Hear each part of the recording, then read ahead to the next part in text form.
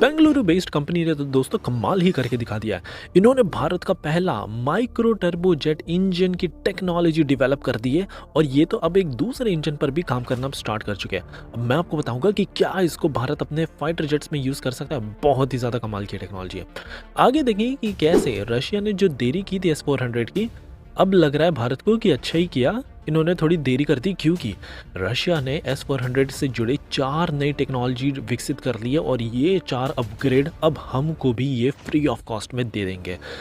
आगे देखिए कैसे अमेरिकन कंपनी जनरल एटॉमिक्स, इनको पता है कि भारत कैसे गेम खेलता है, तो अब ये अपना gambit 2 air to air capable UAV ऐसा ऑफर कर रहे हैं कि पहले ही तैयार हो गए कि हाँ हम 70% टेक्नोलॉजी ट्रांसफ़र कर देंगे और भारत में इसकी मैन्युफैक्चरिंग स्टार्ट कर देंगे। बहुत ही खास ये भी डील होगी। डीआरडीओ भी अब अमेरिका और जापान की कंपनियों की बादशाहत को ख़त्म करना चाहती है।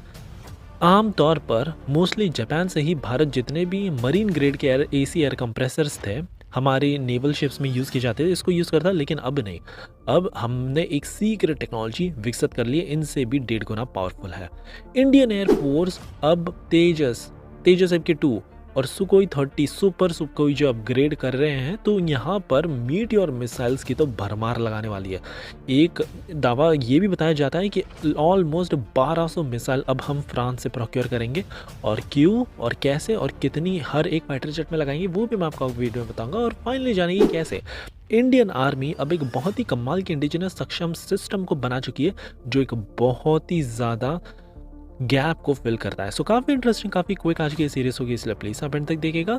विदाउट एनी फर्दर डिले सीधा बढ़ते हैं हमारी पहली खबर की तरफ से, जो आ रही है बेंगलुरु बेस्ड स्टार्टअप कंपनी वायव्य डिफेंस की तरफ से। ये भारत की पहली कंपनी ऐसी बन चुकी है जिन्होंने इंडिजिनसली माइक्रो टर्बोजेट इंजन की टेक्नोलॉजी डेवलप कर ली है। ये इंजन इतना छोटा है कि 20 केजी का इसका वेट है, 4 किलो न्यूटन थ्रस्ट ये पैदा करता है, और लंबाई की बात करें तो केवल 80 सेंटीमीटर का ही है और 30 सेंटीमीटर का तो इसका डायमीटर है। आप जानकर शॉक रह जाओगे, इतना छोटा होने के बावजूद भी ये आसमान में लगभग 20 घंटे तक उड़ सकता है। और इसको अब हम हमारी जो भी फ्यूचर की अपकमिंग एरियल व्हीकल्स है, फिर लॉइटरिंग म्यूनिशंस है, ड्रोन्स हो गए, एक्सपेरिमेंटल एयर व्हीकल्स, यहाँ पर यूज़ करना स्टार्ट करेंगे। लेकिन ये यहीं पर नहीं रुके, इन्होंने वायुव्य 2 पर काम करना स्टार्ट कर दिया है। मैं आपको बता दूँ ये जो सेकेंड वेरिएंट होगा ये बहुत ही ज़्यादा नेक्स्ट लेवल का होगा, क्योंकि AI ड्रिवन ऑप्टिमाइजेशन टेक्नोलॉजी का ये पहली बार यूज़ कर रहे हैं। 5 किलो न्यूटन का थ्रस्ट होगा, 4 से 5 थोड़ा सा ज़्यादा है, लेकिन कंपनी दावा कर रही है कि इसको एरोडायनामिक्स और स्टेल्थी प्रोफाइल को ध्यान रखकर बनाया जा रहा है। आगे ये 20 नहीं 25 घंटे तक आसमान में उड़ सकता है, और अगर प्रिसाइज स्ट्रेस सिनेरियो में हमको किसी भी UAV को डिप्लॉय करना है, इसको ईजिली हम कर सकते हैं। बहुत ही खतरनाक ये माइक्रो टर्बोजेट इंजन की टेक्नोलॉजी है। हमारी अगली खबर रशिया की तरफ से आई है। आपको पता ही होगा कि इन्होंने बड़ी देरी कर दी भारत को S-400 सप्लाई करने के लिए, लेकिन अब लग रहा है कि अच्छा ही हुआ है। क्यों? क्योंकि इन्होंने यूक्रेन कॉन्फ्लिक्ट से जो लेसन्स लर्न किए हैं, इन्होंने अब 4 नई टेक्नोलॉजी डेवलप कर ली है और ये सारे S-400 में अब इसको स्टैंडर्डाइज भी करने वाले हैं, और लिटरली भारत को अब ये अपग्रेड्स फ्री में मिलने जा रहे हैं। क्या है वो अपग्रेड्स, मैं आपको बताता हूँ। सबसे पहले तो इन्होंने अपने रडार और इलेक्ट्रॉनिक वॉरफेयर रेजिस्टेंस को और भी ज़्यादा पावरफुल तैयार कर दिया है, सो दैट स्मॉल ड्रोन्स और स्टेल्थी क्रूज मिसाइल्स को भी ये लंबी दूरी से पहले देख सके। बहुत ही ज़्यादा इंपॉर्टेंट है ये। दूसरा है new and enhanced missile options.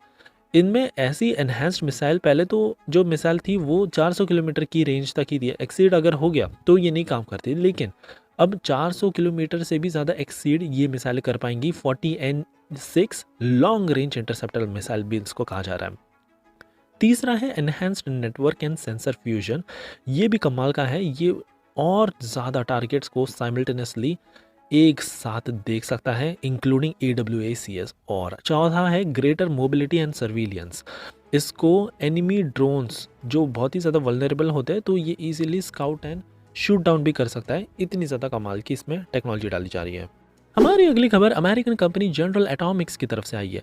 मैं आपको बता दूं इन्होंने अब गंबित 2 ये जो इनका UAV है भारत को ऑफर कर दिया है। MQ-9B जो 31 इन्होंने भारत से कॉन्ट्रैक्ट जीता था, इसके बाद अब ये भारत का सेकंड बिगेस्ट 87 माली UAV का भी कॉन्ट्रैक्ट जीतना चाहता है। अब कंपनी यहाँ पर इनको पता है कि भारत कैसे नेगोशिएट करता है, तो तुरंत ये सीधा ही भारत को एक make in India package offer करने लगा है। कह रहे हैं कि हम 70% एयर फ्रेम्स और सब कंपोनेंट सारा कुछ भारत में ही ट्रांसफ़र करके इसको प्रोड्यूस करेंगे विद पब्लिक प्राइवेट पार्टनरशिप। दूसरा ये कह रहे हैं कि फाइनल असेंबली जो एवियोनिक्स इंटीग्रेशन है और फ्लाइट टेस्टिंग है, ये सारा कुछ ये भारत में ही करना चाहता है। आगे तो ये कह रहे हैं कि हम नया-नया सॉफ्टवेयर कोई भी नहीं डालेंगे, जो ऑलरेडी एक्जिस्टिंग आर्किटेक्चर है हमारा, जो हमने MQ-9B में यूज़ किया था, इसी को ही लेकर हम यूज़ करेंगे सो दैट भारत का जो एक इंटीग्रेशन रिस्क रहता है, वो बिल्कुल नहीं रहेगा और साथ ही में इंडियन ऑपरेटर्स को ज़्यादा ट्रेनिंग की ज़रूरत भी नहीं होगी क्योंकि ऑलरेडी इनको अच्छी खासी ट्रेनिंग मिली हुई है। आगे कंपनी ये भी कह रही है कि गंबित 2 के बाद ये गंबित 3 भी बना रहे हैं जो कि और भी ज़्यादा स्टेल्थी प्रोफाइल होगा। सो हम हमारे एम का लॉयल विंगमैन की तरह इसमें यूज़ कर सकते हैं और जो राफेल है, फिर तेजस MK2, सुपर सुखोई, इनमें भी हम इनको 2-2 हर एक फाइटर जेट के लिए दे सकते हैं। अब देखने लायक होगा कि हमारा जो कैट्स वॉरियर है इससे कैसे ये कम्पीट करेगा। हमारी अगली खबर DRDO की एक रिवोल्यूशनरी डिस्कवरी को लेकर आई है।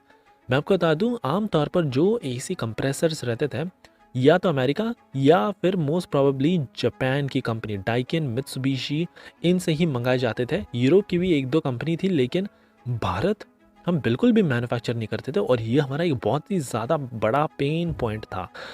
अब हमने डिसाइड किया है इंडियन नेवी के जो वॉरशिप्स है बड़े बड़े, यहाँ पर जो AC कंप्रेसर लगेंगे वो 100% इंडियन डिज़ाइन होंगे और 100% मेक इन इंडिया के तहत मैन्युफैक्चर किए जाएंगे। 24/7 रिलेटिव ह्यूमिडिटी के एनवायरनमेंट में इनको सर्वाइव करना पड़ेगा। 45 डिग्री सेल्सियस तक के तापमान में भी इनको कुछ नहीं होना चाहिए और कई तमाम भारत ने ऐसे बड़े बड़े टारगेट्स रखे। अब आपको क्वेश्चन आएगा क्यों AC कंप्रेसर में क्या है, तो मैं आपको बता दूं, अगर इसमें थोड़ी सी भी गड़बड़ी आ जाए तो ये बेसिकली हमारे सेंसर जो AESA रडार का परफॉर्मेंस है इसको ख़राब कर देता है। इलेक्ट्रॉनिक वॉरफेयर सूट इसको ख़राब कर देता है। फिर वर्टिकल लॉन्च सिस्टम, इसमें भी थोड़ी बाधा आ सकती है। तो बस इन्हीं सबको काउंटर करने के लिए अब भारत खुद यहाँ पर AC कंप्रेसर्स मैन्युफैक्चर करेगा। टेक्नोलॉजी डेवलपमेंट फंड के अंतर्गत ये काम ऑलरेडी स्टार्ट हो चुका है। हमारी अगली खबर इंडियन एयरफोर्स के सुपर सुखोई तेजस और तेजस MK2 के ऊपर से जुड़ी आ रही है। मैं आपको बता दूं, जो फ्रांस की कंपनी है, तो ऑलरेडी हम इनसे मीटियोर मिसाइल तो प्रोक्योर करते ही आ रहे थे, लेकिन अब हम इनकी दाताद और भी ज़्यादा बढ़ाने वाले। एक एस्टिमेट बताया जाता है कि भारत अगले 5 साल में 1200 यूनिट्स इस मिसाइल के खरीद सकता है और ये जो मीटियोर मिसाइल है ये बहुत ही ज़्यादा घातक है। 150 से ज़्यादा किलोमीटर की इसकी रेंज है, नो एस्केप जोन है, सीधा एक्टिव रेडार होमिंग, और बस छोड़ दो ये अपने आप ही टारगेट को ढूंढ ढांड कर मार गिरा सकती है, इतनी नेक्स्ट लेवल की कैपेबिलिटी है। खैर भारत भी यहाँ पर काम कर रहा है हमारी अस्त्र मिसाइल और कई तमाम मिसाइलों पर, लेकिन मैं आपको बता दूँ यहाँ पर भारत को सबसे ज़्यादा इंटरेस्ट है तेजस MK1A, सुपर सुखोई और तेजस MK2 में फिट करने के लिए। हर एक फाइटर जेट में हमारा टारगेट है एटलीस्ट 4 से 6 मिसाइलों को फिट कर देंगे सो दैट एक भी पाकिस्तान का टारगेट बचना नहीं चाहिए अगर एयर टू एयर यहाँ पर कॉम्बैट होता है तो। सो ये थी हमारी कमाल की न्यूज़ सीरीज़ दोस्तों। आई होप आपको आज की सीरीज़ पसंद आई होगी और एज यूजुअल प्लीज़ एक लाइक करना मत भूलेगा आपका ऐसे ही कमाल का सपोर्ट दिखाने के लिए।